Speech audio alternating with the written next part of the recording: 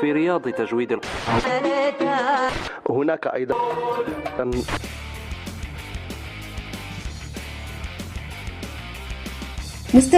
مستمعي راديو العدد الأول في كل مكان، معكم دينا عرفة من برنامجكم خارج حدود الطبيعة. تاني حلقة معانا النهاردة هنكلمكم عن سجن ملوك الجن وقعر جهنم المعروف ببئر برهود باليمن. تقع بئر برهود في محافظة حضرموت في اليمن، وتحديدا في الوادي الذي حمل اسم البئر وهو وادي برهود، ويحظى على تاريخ قديم. أما بالنسبة للبئر فهي بئر غامض لم يستطع أحد الوصول إلى قعرها حتى يومنا هذا نظرا لعمقها الشديد.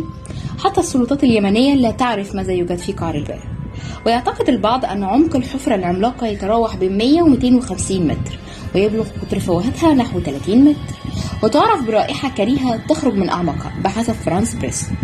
كما أنه لا يصل ضوء الشمس إلى قاع الحفرة، إلا أن فريقا من المستكشفين العمانيين قام خلال شهر سبتمبر أيلول بصبر أغوار هذا البئر والإعلان عن الحقائق العلمية التي خرجوا بها، دون أن يصيبهم أي سوء أو لعنات أو الخرافات التي نسجتها الذاكرة الشعبية حول البئر.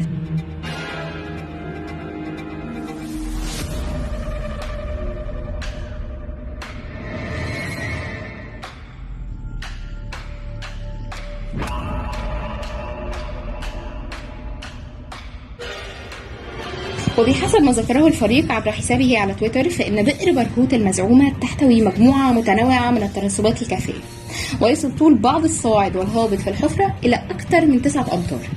أما عن التحديات اللي واجهت الفريق خلال عملية الاستكشاف، فأوضح الفريق أنه لم تكن هناك تحديات تذكر سوى أن حواف الحفرة كانت حادة، وكان لابد للفريق من إعداد الحبال بحيث لا تحتك بتلك الحواف، لتنتهي بذلك خرافة بئر برهوت اليمن. تفاصيل البئر: الصور التي نشرتها وسائل الإعلام العمانية لزيارة الفريق العماني المتخصص باستكشاف الكهوف أظهرت تفاصيل داخلية للبئر، واحتوائه على مياه عذبة وشلالات تنفجر من بين جدرانه.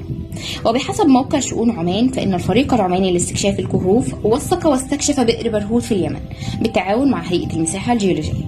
فالحفرة تتضمن 4 شلالات، وتتسرب المياه في فتحة صغيرة بعمق 4 أمتار، وبعدها تضيق بحيث لا يمكن الولوج إليها.